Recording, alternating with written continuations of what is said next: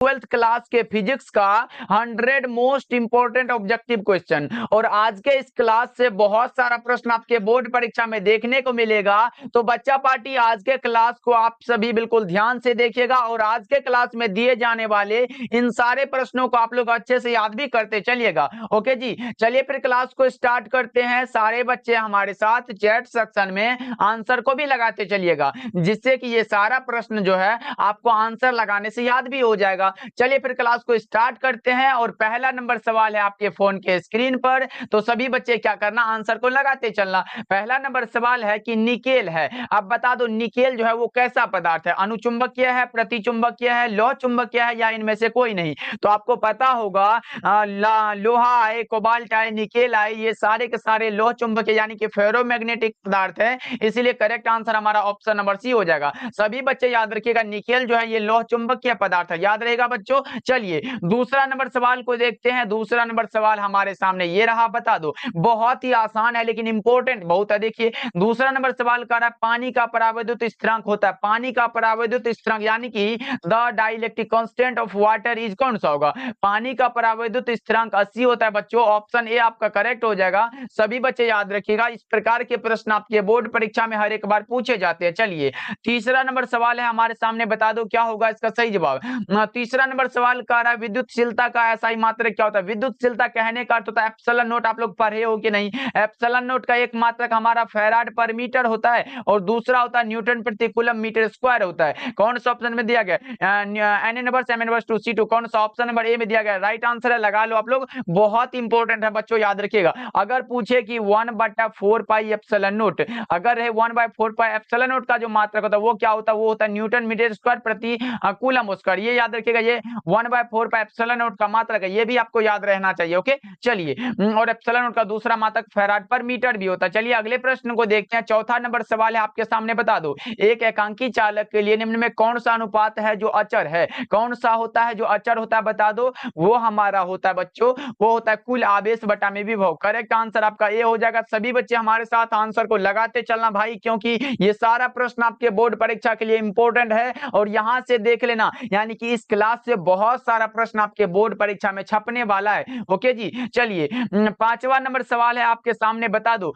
पांचवा नंबर सवाल कह रहा है साबुन के बुलबुले को जब आवेशित किया जाता है तो उसकी त्रिज्या क्या होती है। साबुन के बुलबुले को जब क्या कहा जाता है, चार्ज दिया जाता है तो उसकी त्रिज्या क्या होती है, बढ़ती है। करेक्ट आंसर आपका ए हो जाएगा। याद रखिएगा बच्चों, ये क्वेश्चन बहुत इंपॉर्टेंट है। चलिए अगले प्रश्न को देखते हैं। 6 नंबर सवाल है और पूरा 100 ऑब्जेक्टिव लाया हूं आज के क्लास में। देखो 6 नंबर सवाल कह रहा है विद्युत द्विध्रुव आघूर्ण का ऐसा मात्रक क्या होता है, बता दो। द ऐसा unit of electric dipole moment is कौन सा। इलेक्ट्रिक डायपोल मोमेंट को हम लोग P द्वारा डिनोट करते हैं, यानी कि P बराबर हमारा फॉर्मूला है Q इंटू L। Q है हमारा चार्ज, तो चार्ज का कूलम होगा, लंबाई का मीटर होता है, कूलम इंटू मीटर। देख लो कौन सा ऑप्शन में दिया गया है, कूलम इंटू मीटर बच्चों, ऑप्शन नंबर ए में दिया गया है। लगा लो, ऑप्शन ए आपका सही हो जाएगा। याद रखिएगा और इस फॉर्मूले को भी याद रखिएगा आप लोग, P बराबर Q इंटू L। ओके चलिए 7 नंबर सवाल है आपके सामने, बता दो। 7 नंबर सवाल कर रहा है निम्नलिखित में किस राशि का मात्रक वोल्ट प्रति मीटर होता है। ये मैं कई बार बता चुका हूं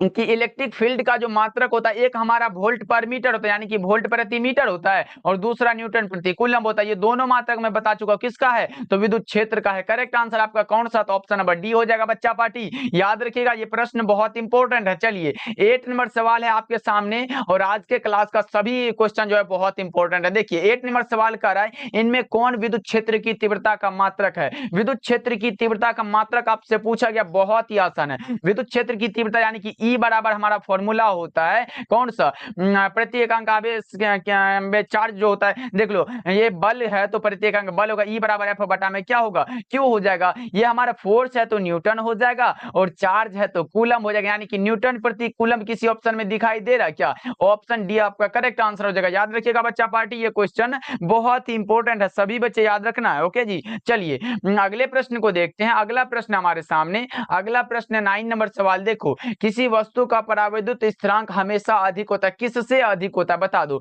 किसी वस्तु का परावैद्युत स्थिरांक हमेशा जो अधिक होता है वो किससे होता है, वो हमारा 1 से अधिक होता है। क्या होता है, 1 से अधिक होता है। 9 नंबर सवाल का जवाब हमारा ऑप्शन सी होगा। चलिए अगले प्रश्न को देखते हैं। 10 नंबर सवाल है, किसी संधारित्र की धारिता का मात्रक क्या होता है, बता दो बच्चा पार्टी, अगर पता हो तो बता दो। किसी संधारित्र की धारिता का जो मात्रक होता है वो क्या होता है, वोल्ट होता है, न्यूटन होता है, फैराड होता है या फिर एम्पियर होता है, बता दो। संधारित्र की धारिता को हम लोग सी द्वारा डिनोट करते हैं बच्चा पार्टी, याद होगा आप लोगों को। और सी बराबर हमारा फॉर्मूला है Q बटा में V होता है। Q चार्ज है तो कूलम हो जाएगा, और कूलम प्रति वोल्ट भी इसका मात्रक होता है, और दूसरा फैराड भी होता है। याद रखिएगा, अगर 1 फैराड बराबर पूछे, 1 फैराड बराबर क्या होगा, तो याद रखिएगा 1 कूलम पर वोल्ट होता है। बस इतना को याद रख लो। ये भी प्रश्न आपके बोर्ड एग्जाम में आता है कि 1 फैराड बराबर कितना होता है, 1 कूलम पर वोल्ट होता है, क्योंकि हमारा C बराबर Q बटा में V फॉर्मूला यहाँ उपस्थित है। चलिए 11 नंबर सवाल है हमारे सामने। 11 नंबर सवाल कर रहा है, आवेशित संधारित्र पर कुल आवेश कितना होता है। आवेशित संधारित्र पर जो कुल आवेश होता है वो कितना होता है बच्चों,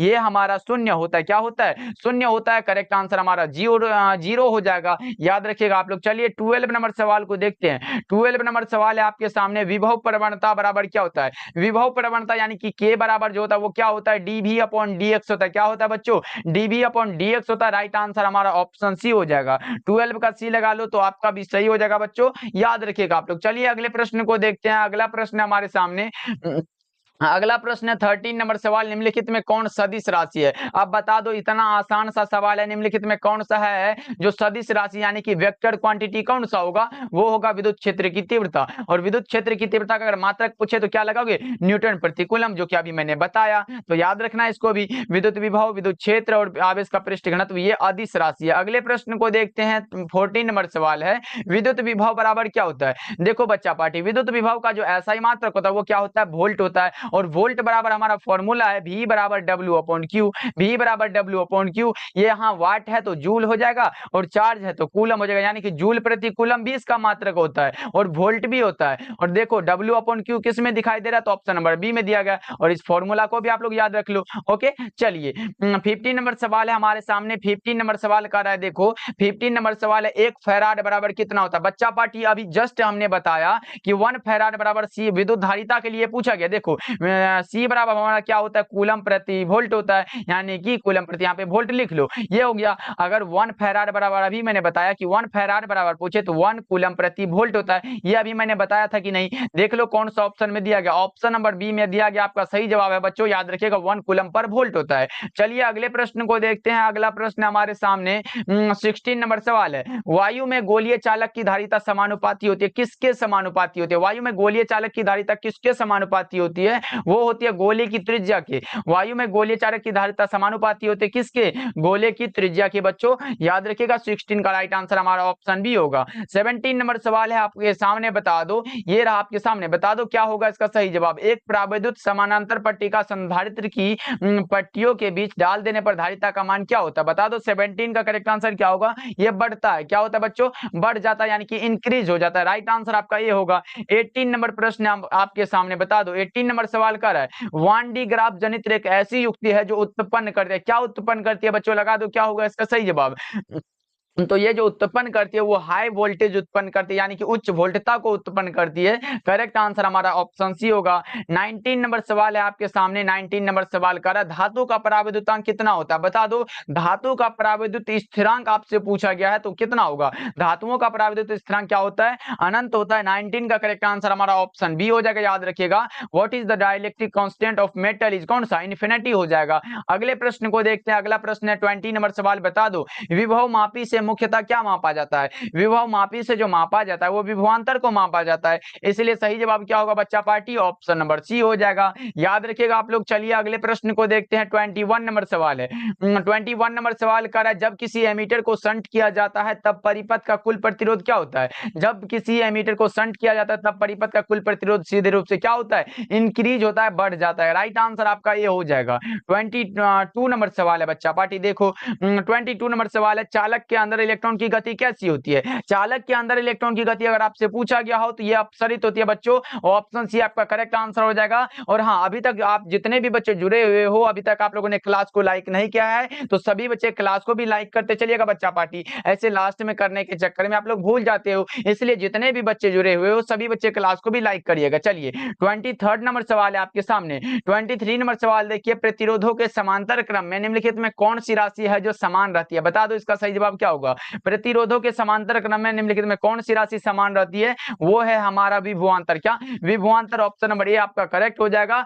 पोटेंशियल डिफरेंस होता है, याद रखिएगा आप लोग। चलिए अगले प्रश्न को देखते हैं। 24 नंबर सवाल है, बता दो 24 नंबर सवाल कर रहा है, कार्बन प्रतिरोध का कलर कोड में पीला रंग का मान कितना होता है? पीला रंग का मान पूछा गया बच्चा पार्टी। मैंने ट्रिक भी बताया था। क्या बताया था कि बीबी रोय जीबी लिख लेना। क्या बीबी रोय जीबी लिखना, बीबी रोय और जीबी लिख लेना, और यहाँ पे 0 लिखना। 1 2 3 4 और 5 और 6। देखो किसके लिए पूछा गया? येलो के लिए। येलो के लिए देख रहे हो क्या है? 4 है। येलो के लिए क्या है हमारा? 4 है। तो ऑप्शन नंबर हमारा ऑप्शन नंबर डी बिल्कुल सही हो जाएगा। याद रखिएगा बच्चों। ओके जी, ये है ब्लैक है, ब्राउन है, रेड है, ऑरेंज है, येलो है, ग्रीन है और ब्लू है। याद रखिएगा आप लोग, कॉपी में जगह हो तो इसको लिख भी लीजिएगा। चलिए अगले प्रश्न को देखते हैं। अगला प्रश्न हमारे सामने 25 नंबर सवाल देखिए आपके सामने, कार्बन प्रतिरोध का हरे रंग के कोड का मान कितना होता है? हरे रंग के कोड का मान पूछा गया बच्चा पार्टी। 1 मिनट, हरे रंग के कोड का मान पूछा गया है, तो देख लो हरे रंग के कोड का अगर मान पूछे तो वही लिख लेना, बीबी रोय जीबी वाला। तो देखो यहाँ पे कितना है, देख लो यहाँ पे कितना है। हरे रंग यानी कि ग्रीन के लिए पूछा गया 5 है। देख लो 5 है, तो हमारा कौन सा ऑप्शन होगा? तो ऑप्शन नंबर सी बिल्कुल सही होगा। 25 का जो करेक्ट आंसर है वो ऑप्शन सी हो जाएगा बच्चों। याद रखिएगा 25 का करेक्ट आंसर हमारा सी होगा। ओके, चलिए अगले प्रश्न को देखते हैं। अगला प्रश्न हमारे सामने 26 नंबर सवाल, विद्युत का सबसे अच्छा चालक निम्नलिखित में कौन है? विद्युत का जो सबसे अच्छा चालक होता है वो क्या होता है? सिल्वर होता है, चांदी होता है, इसलिए आपका करेक्ट आंसर ये हो जाएगा। विद्युत का सबसे अच्छा चालक कौन है? चांदी है। चलिए 27 नंबर सवाल है आपके सामने। 27 नंबर सवाल है, और आज देखते हैं कितने बच्चे हैं जो आज हमारे साथ क्लास में लास्ट तक बने रहते हैं। तो जो जो बच्चे बने रहेंगे उसी का तो अच्छा मार्क्स आएगा। देखो विद्युत वाहक बल की इकाई क्या होती है? विद्युत वाहक बल की इकाई वोल्ट होती है। क्या यहाँ देखो इलेक्ट्रोमोटिव फोर्स का जो इकाई पूछा गया वो क्या होता है? वोल्ट होता है बच्चों। ऑप्शन नंबर सी को लगा लो। चलिए 28 नंबर सवाल है।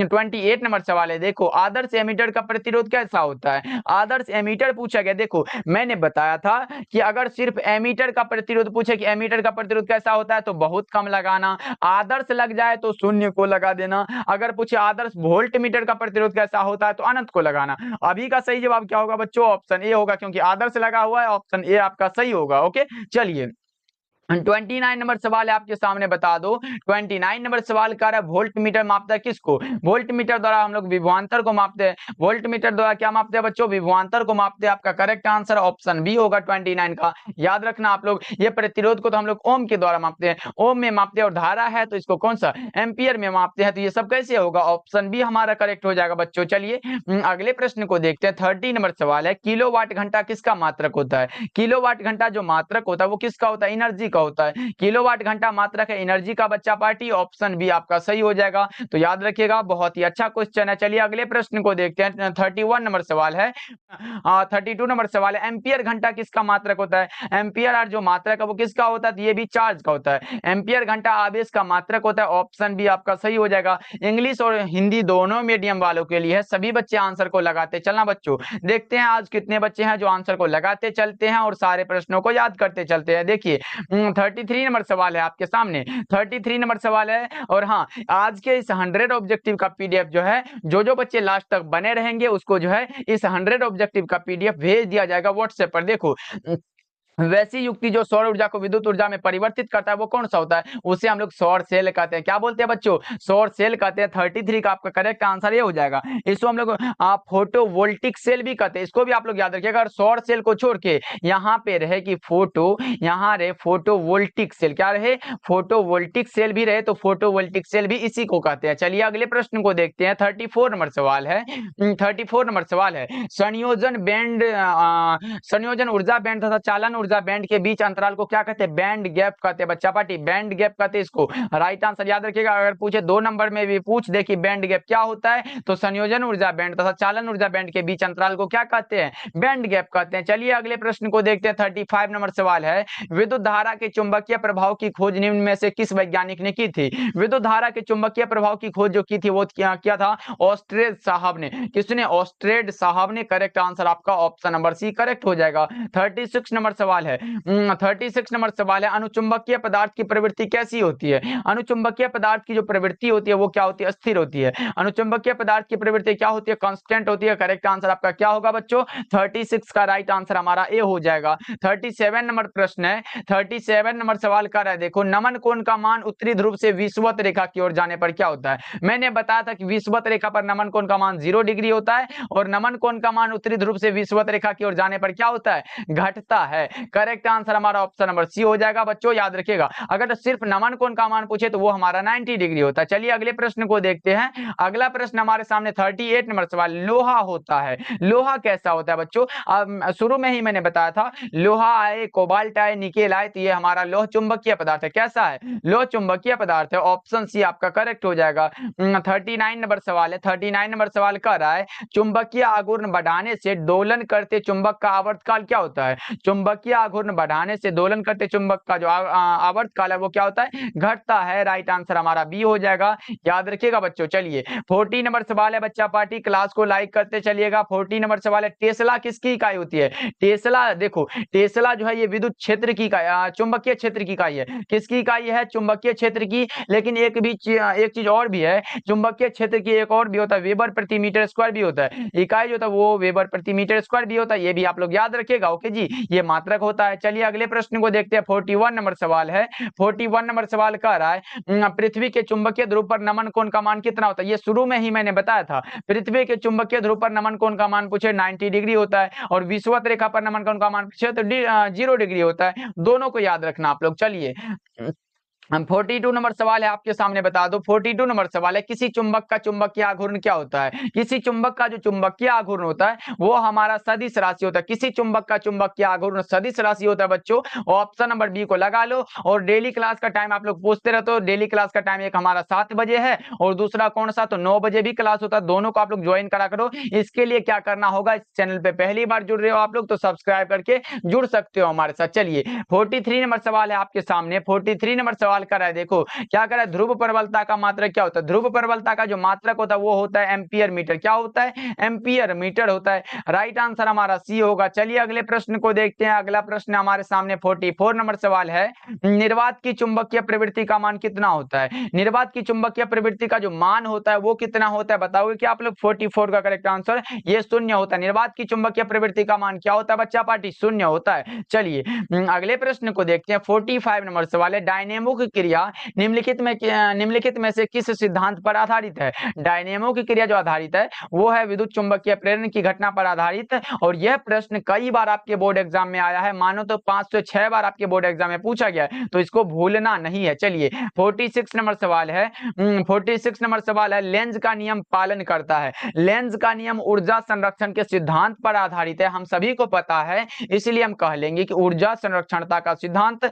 राइट आंसर हमारा क्या होगा? ऑप्शन सी हो जाएगा। ऊर्जा संरक्षणता के सिद्धांत का पालन करता है लेंज का नियम। चलिए अगले प्रश्न को देखते हैं। 47 नंबर सवाल है, 47 नंबर सवाल कह रहा है, अन्योन्य प्रेरकत्व का मात्रक क्या होता है? अगर आपके सामने आए, सिर्फ आए प्रेरकत्व, क्या है? प्रेरकत्व आए, अन्योन्य प्रेरकत्व आए, स्व प्रेरकत्व आए, सबका मात्रक हेनरी ही होता है। क्या होता है? हेनरी होता है। और एक हेनरी बराबर अगर आपसे पूछे वो होता है 10 टू द पावर क्या होता है? 3 मिली हेनरी होता है। ओके जी, ये भी याद रखिएगा, यानी कि 1000 मिली हेनरी होता है। चलिए अगले प्रश्न को देखते हैं। 48 नंबर सवाल है, 48 नंबर सवाल कर आपके सामने है, देख लो क्या करा है, विद्युत चुंबकीय प्रेरण की घटना के आविष्कारक कौन थे? यानी कि विद्युत चुंबकीय प्रेरण की घटना की खोज किसने की थी? वो क्या था? माइकल फेराडे साहब ने। राइट आंसर हमारा बी होगा। नेक्स्ट सवाल की ओर बढ़ते हैं। 49 नंबर सवाल है, 1 हेनरी बराबर क्या होता है? ये शुरू अभी मैंने बताया कि 1 हेनरी बराबर क्या होता है? 10 to the power 3 millihenry होता है। करेक्ट आंसर आपका ए हो जाएगा। 49 का जितने भी बच्चे ऑप्शन नंबर ए को लगा रहे हो उसका सही आंसर हो जाएगा। चलिए 50 नंबर सवाल को देखते हैं। 50 नंबर सवाल है आपके सामने, बता दो। 50 नंबर सवाल कर रहा है गैल्वेनोमीटर को वोल्टमीटर बनाने में जरूरत है किसका? गैल्वेनोमीटर को वोल्टमीटर में बनाने में जरूरत होता है वो होता है उच्च प्रतिरोध का। Correct answer option number A होगा, जिसको कि श्रेणी क्रम में जोड़कर किया जाता है, इसलिए राइट आंसर हमारा ए हो जाएगा। अगले प्रश्न को देखते हैं। 51 नंबर सवाल है आपके सामने। प्रत्यावर्ती धारा निम्न में से कौन सा प्रभाव प्रदर्शित करता है? प्रत्यावर्ती धारा जो है वो ऊष्मीय प्रभाव को प्रदर्शित करती है। प्रत्यावर्ती धारा ऊष्मीय प्रभाव को प्रदर्शित करती है, ये भी प्रश्न बहुत इंपॉर्टेंट है। चलिए 52 नंबर सवाल है बच्चों, ये रहा आपके सामने। 52 नंबर सवाल है आधे चक्र में प्रत्यावर्ती धारा का माध्यमान कितना होता है? देखो अगर पूर्ण चक्र में पूछे, पूरे चक्र में पूछे प्रत्यावर्ती धारा का माध्यमान, तो वो हमारा 0 होता है, यानी कि शून्य होता है। लेकिन अगर आधे चक्र में पूछे तो वो हमारा होता है 2I0 बटा में क्या, 2I0 बटा में पाई होता है। ये आप लोग जरूर याद रखिएगा, ऑप्शन बी बिल्कुल सही हो जाएगा, याद रखिएगा, बहुत इंपॉर्टेंट है। चलिए अगले प्रश्न को देखते हैं। अगला प्रश्न हमारे सामने 53 नंबर सवाल है। तप्त तार एमीटर मापता है क्या? तप्त तार एमीटर मापता है प्रत्यावर्ती धारा का मूल औसत वर्गमान। तप्त तार एमीटर मापता है प्रत्यावर्ती धारा का मूल औसत वर्गमान बच्चों, ऑप्शन सी आपका करेक्ट हो जाएगा। चलिए 54 नंबर सवाल है आपके सामने। 54 नंबर सवाल कर रहा है यांत्रिक ऊर्जा को विद्युत ऊर्जा में बदलने वाला यंत्र क्या कहलाता है? यांत्रिक ऊर्जा को विद्युत ऊर्जा में बदलने वाला जो यंत्र होता है वो हमारा डायनेमो, यानी कि इसको जनित्र भी बोलते हैं। लेकिन अगर आपके सामने आए कि ये विद्युत ऊर्जा को यांत्रिक ऊर्जा में बदलने वाला बात हो तो वो हमारा मोटर होता है, तो ये भी याद रखना है। चलिए 55 नंबर सवाल है आपके सामने। 55 नंबर सवाल कर रहा है अपचाई ट्रांसफार्मर में कौन सी राशि घटती है? अपचाई ट्रांसफार्मर में कौन सी राशि? तो वोल्टेज घटती है। अपचाई ट्रांसफार्मर में कौन सी राशि घटती है बच्चों? वोल्टेज घटती है। करेक्ट आंसर हमारा ऑप्शन बी हो जाएगा। चलिए 56 नंबर सवाल को देखते हैं। 56 नंबर सवाल है आपके सामने। धारितीय प्रतिघात कितना होता है? 1/ω/c होता है, सभी बच्चे को पता होगा। कौन सा? ऑप्शन डी हमारा करेक्ट हो जाएगा। बस इतना आसान सा प्रश्न लगा लो आंसर और नेक्स्ट सवाल की ओर बढ़ते हैं। 57 नंबर सवाल देखो। 57 नंबर सवाल कर रहा है निम्नलिखित में कौन विद्युत चुंबकीय तरंग नहीं है? नहीं है पूछा गया बच्चों, लगा दो क्या होगा इसका सही जवाब। विद्युत चुंबकीय तरंग अगर नहीं है पूछे तो ध्वनि तरंग होगा। साउंड वेव जो होता है वो क्या होता है? ये हमारा इलेक्ट्रोमैग्नेटिक वेव नहीं है। करेक्ट आंसर हमारा सी होगा। चलिए 58 नंबर सवाल है। 58 नंबर सवाल है विद्युत चुंबकीय तरंगों की प्रकृति कैसी होती है? हाँ, ये प्रश्न बहुत इंपॉर्टेंट है बच्चों, याद रखिएगा। विद्युत चुंबकीय तरंगों की जो प्रकृति होती है वो अनुप्रस्थ होती है। विद्युत चुंबकीय तरंगों की प्रकृति अनुप्रस्थ होती है। लेकिन अगर आपसे पूछे कि ध्वनि तरंगों की प्रकृति कैसी होती है, देखो ध्वनि तरंग की अगर प्रकृति पूछे तो वो हमारा अनुदैर्ध्य होता है। ध्वनि देखो, ध्वनि अनुदैर्ध्य, ध्वनि अनुदैर्ध्य मिलता जुलता है, याद रखिएगा। ध्वनि तरंगों की प्रकृति अनुदैर्ध्य होती है और विद्युत चुंबकीय तरंगों की प्रकृति अनुप्रस्थ होती है, इसलिए करेक्ट आंसर हमारा ए हो जाएगा। चलिए अगले प्रश्न को देखते हैं। 59 नंबर सवाल है विस्थापन धारा का मात्रक क्या होता है? विस्थापन धारा का जो मात्रक होता है बच्चों वो एम्पियर होता है। क्या होता है? एम्पियर होता है। अगर विद्युत धारा का भी पूछे तो एम्पियर ही होगा। एक हमारा कूलम पर सेकंड भी होता है। चलिए 60 नंबर सवाल है आपके सामने। किस रंग का तरंगदैर्ध्य सबसे कम होता है? और सही जगह पे लगा है, देखो ये हमारा कम जो होता है वो बैंगनी का ही होता है। तरंगदैर्ध्य कम होता है बैंगनी का और सबसे अधिक होता है वो लाल का होता है, ये भी आप लोग याद रखना। चलिए फिर 61 नंबर सवाल है हमारे सामने। 61 नंबर सवाल का रहा है दृश्य स्पेक्ट्रम के रंगों में किसका अधिक तरंगदैर्ध्य होता है? वही प्रश्न पूछा गया, किसका अधिक तरंगदैर्ध्य होगा बच्चा पार्टी? वो हमारा लाल का होगा। किसका होगा? लाल रंगों के लिए सबसे अधिक होता है और बैंगनी रंगों के लिए क्या होता है? सबसे कम होता है। अगले प्रश्न की ओर बढ़ते हैं। 62 नंबर सवाल है पूर्ण आंतरिक परावर्तन की स्थिति में पूर्ण परावर्तन गुणांक का मान कितना होता है? पूर्ण आंतरिक परावर्तन की स्थिति में परावर्तन गुणांक का जो मान होता है वो कितना होता है बच्चों? लगा दो क्या होगा इसका सही जवाब। वो हमारा 1 होता है। लगाते चलना बच्चों, हाँ आंसर लगाते चलना। आज पूछेंगे कि आप लोग 100 में कितना सही कर पाते हो। मानो ये एग्जाम का पेपर आपके सामने हो तो आप लोग आंसर को तो जरूर लगाओगे, तो बता देना कि 100 ऑब्जेक्टिव में सही बताना, ईमानदारी के साथ बताना कि कितना सही कर पाते हो। चलिए 63 नंबर सवाल है आपके सामने। 63 नंबर सवाल कह रहा है मृग मरीचिका का कारण क्या होता है? मृग मरीचिका का जो कारण होता है वो किसके कारण से होता है? वो होता है अपवर्तन तथा पूर्ण आंतरिक परावर्तन के कारण। सही जवाब हमारा ऑप्शन ए हो जाएगा।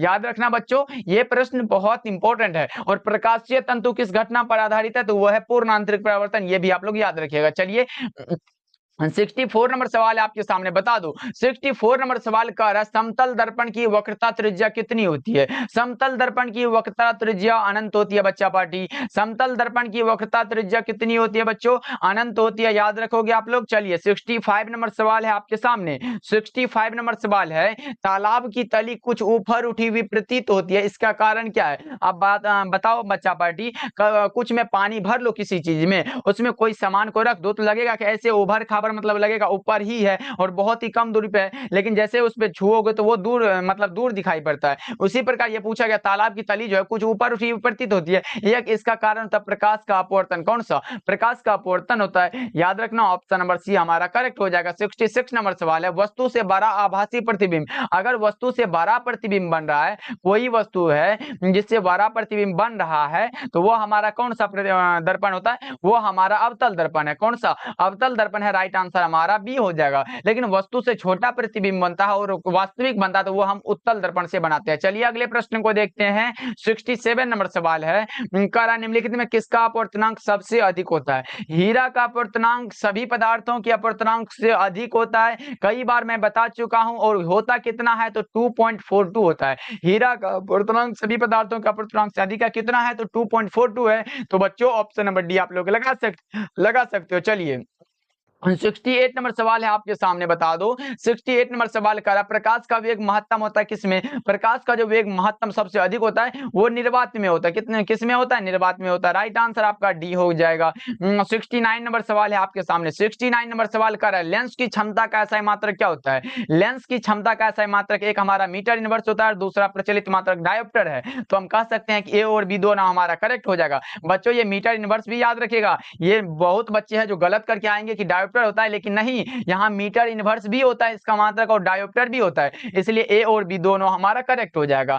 70 नंबर सवाल है आपके सामने, बता दो एक लेंस की फोकस दूरी 20 सेंटीमीटर है और इसकी क्षमता क्या होगी। तो हम लोग फॉर्मूला को जानते हैं तो बनाने में बहुत ही आसान लगेगा। देखो एक लेंस की क्षमता कितनी, एक लेंस की फोकस दूरी कितनी है तो 20 सेंटीमीटर है, फोकस दूरी 20 सेंटीमीटर है, मतलब चीजें यहाँ सेंटीमीटर में दिया गया है तो बहुत ही आसान है। P बराबर हमारा क्या होता है 100 बटा में क्या होता है फोकस दूरी होता है, और फोकस दूरी 20 दिया गया तो हम लोग 20 को लिख लेंगे, और 20 पंचे का 100 होता है तो हमारा कौन सा होगा 5 डायोप्टर हो जाएगा। देख लो कौन सा, तो ऑप्शन नंबर डी में दे दिया गया है। चलिए अगले प्रश्न को देखते हैं। अगला प्रश्न 71 नंबर सवाल, किसी वस्तु का मनुष्य की आंख के रेटिना पर बना हुआ प्रतिबिंब कैसा होता है। किसी भी वस्तु का प्रतिबिंब जो होता है वो मनुष्य की आंख के रेटिना पर बनता है, और ये जो बनता है ये वास्तविक और उल्टा बनता है, ओके, और मस्तिष्क जो है इसको सीधा करके दिखाई देता है, इसलिए करेक्ट आंसर हमारा डी हो जाएगा, वास्तविक और उल्टा बनता है। ओके जी, चलिए अगले प्रश्न को देखते हैं। 72 नंबर सवाल है आपके सामने। 72 नंबर सवाल कह रहा है जब प्रकाश की किरण एक स्लैब में प्रवेश करती है तो इसका तरंगदैर्घ्य क्या होता है। जब प्रकाश की किरण एक स्लैब में प्रवेश करती है तो इसका तरंगदैर्घ्य क्या होता है,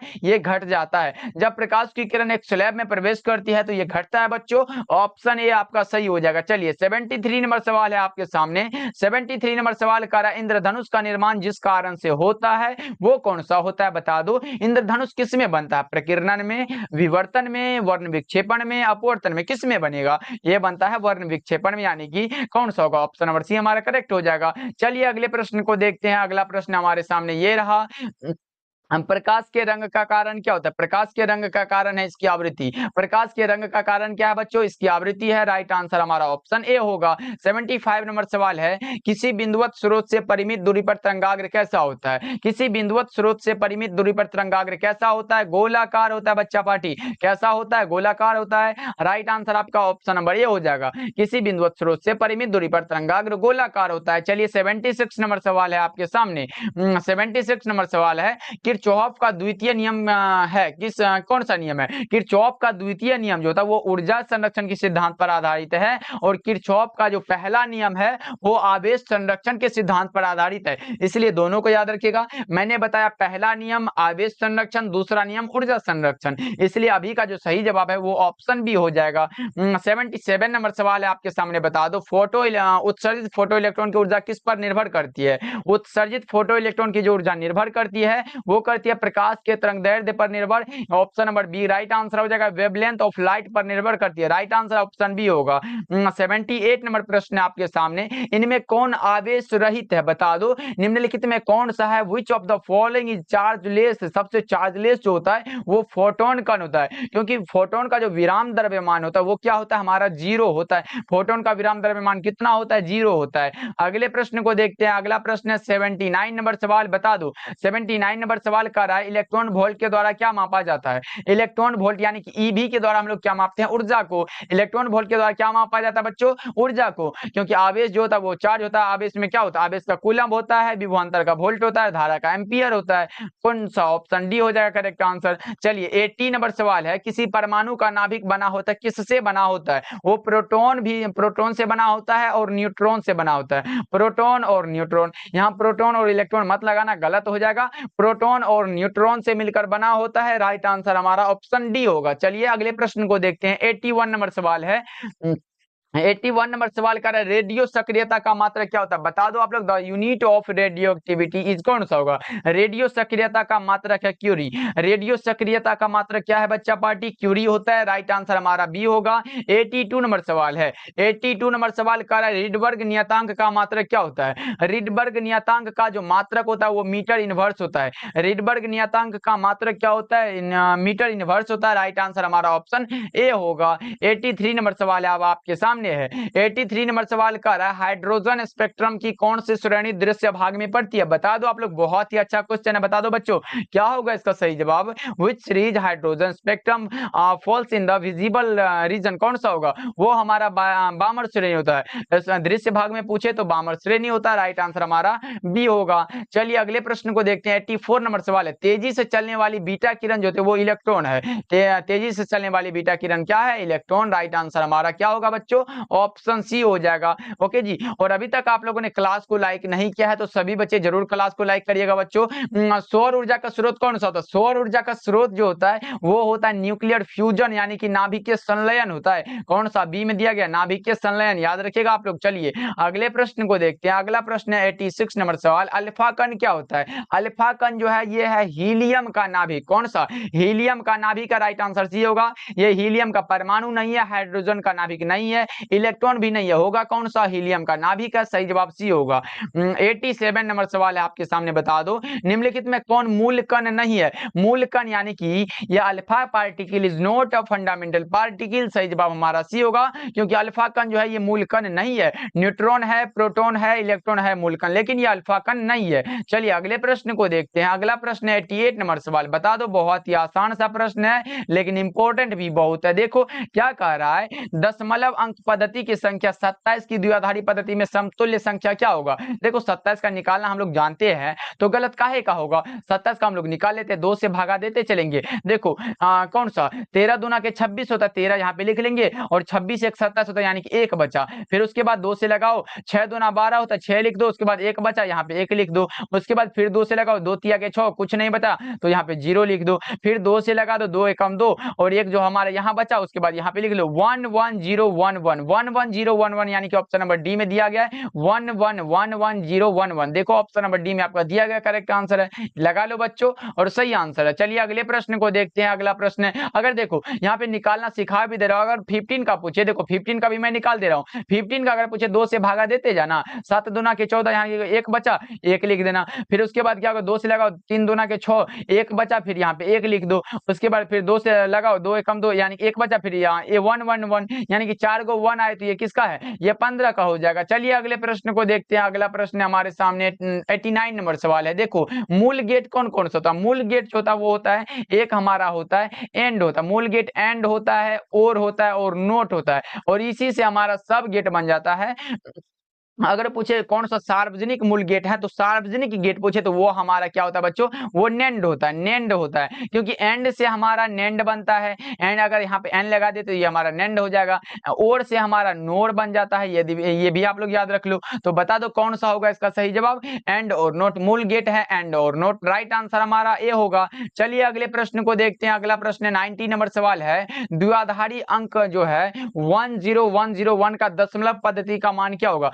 10101 का मान पूछा गया है तो निकाल लेते हैं। अगर 31 का देखो निकालना भी सीख लेंगे, जितना हम लोगों का प्रैक्टिस होगा तो वो दिमाग में ज्यादा दिन तक सेट रहेगा। देखो पहले हम लोग 31 का निकालते हैं, तो 31 का हम लोग यहीं पे निकाल लेते हैं। 31 का निकालना है, उसके बाद 2 से लगाते चलेंगे, 2 से लगा दो, 15 दूना के 30 होता है, यहाँ पे 15 लिख लो, उसके बाद 1 बचा 1 लिख लो, फिर 2 से लगाओ, 7 दूना के 14, 1 बचा 1 लिख लो, उसके बाद फिर 2 से लगा दो, 2 से लगाएंगे तो कौन सा 3 दूना के 6 होगा, 1 बचा 1 लिखेंगे, फिर यहाँ पे 2 से लगाएंगे, 2 एकम 2 यानी कि 1 बचा और एक यहाँ पे लिखेंगे 1 1 1 1। ये सब तो ये लगता है नहीं होगा क्योंकि यहाँ पे कुछ अलग है। तो 21 का निकाल के देख लेते हैं। 21 का निकालो बच्चों, 21 का 2 से अगर लगाएंगे तो 2, 12 दूना के 24 होता है, 10 दूना 20 यानी कि 1 बचा, फिर उसके बाद 2 से लगाएंगे, 5 दूना के 10, कौन सा 0 बचेगा, फिर यहाँ 2 से लगाओ, 2 दूना के 4 यानी कि 2 दूना 4, यहाँ 2 लिखेंगे और 1 बचा तो यहाँ लिख लेंगे, फिर 2 एकम 2 बचेगा, 2 एकम 2 कौन सा यहाँ पे 0 हो जाएगा, यानी 10101 यहाँ पे दिया गया वही दिया गया बात, इसलिए करेक्ट आंसर हमारा क्या होगा,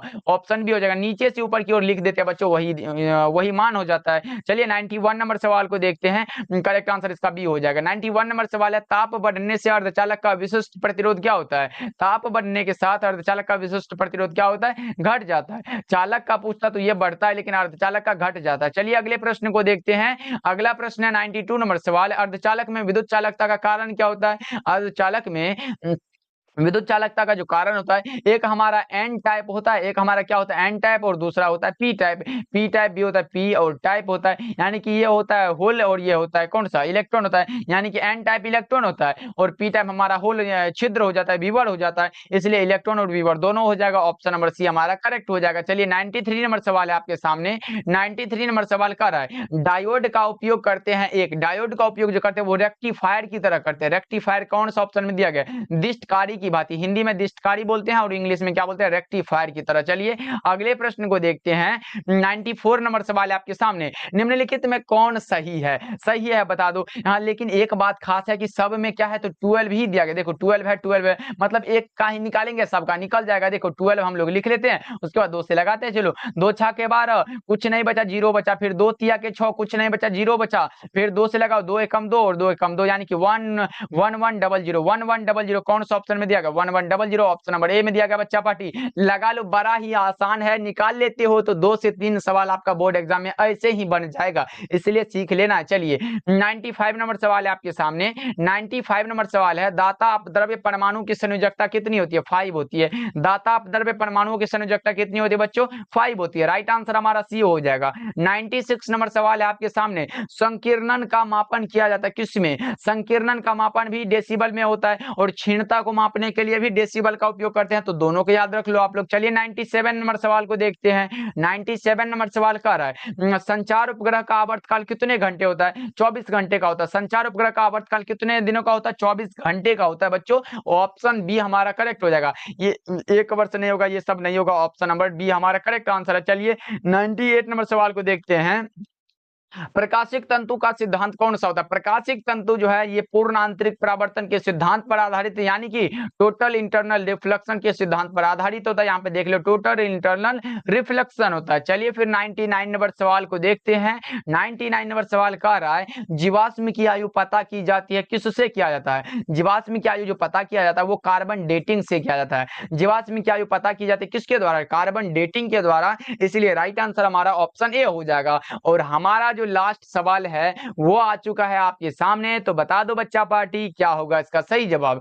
हमारा लास्ट सवाल है 1 वोल्ट बराबर क्या होता है, 1 वोल्ट बराबर, अच्छा बच्चों हमने पढ़ा है कि विद्युत विभव का ऐसा मात्रा क्या होता है, वोल्ट होता है, और V बराबर हम लोगों ने W/Q किया था कि नहीं, और ये वाट का जूल हो जाता है और चार्ज का कूलम होता है, यानी कि जूल प्रति कूलम, यानी कि जूल प्रति कूलम को हम लोग ऐसे भी लिखते हैं। अगर हम लोगों को पूछे 1 वोल्ट बराबर क्या होगा तो 1 जूल पर कूलम होगा, और यही हमसे यहाँ पूछा गया है। तो देख लो कौन सा ऑप्शन में दिया गया है, ऑप्शन बी हमारा करेक्ट हो जाएगा। बच्चा पार्टी लगा लो 100 का ऑप्शन नंबर बी बिल्कुल सही आंसर हो जाएगा। ओके चलिए आज का क्लास आपको कैसा लगा एक बार कमेंट करके जरूर बताना बच्चों। हाँ आप बता दो कि 100 ऑब्जेक्टिव में कितना सही कर पाए, ये तो जरूर बताना। ओके जी, देखेंगे आज सबका कमेंट पढ़ेंगे, देखते हैं कितने बच्चे हैं जो 100 में कितना सही कर पाए हैं। ज्यादातर सही कर पाए होंगे तो आपकी तैयारी बहुत ही अच्छी चल रही होगी। ओके जी, तो मिलते हैं फिर अगले क्लास में बच्चों। क्लास को भी लाइक करिएगा, इस चैनल पे पहली बार जुड़ रहे हो तो अनुरोध है कि आप लोग जुड़ के हमारे साथ तैयारी भी कर सकते हो। मिलते हैं फिर अगले क्लास में।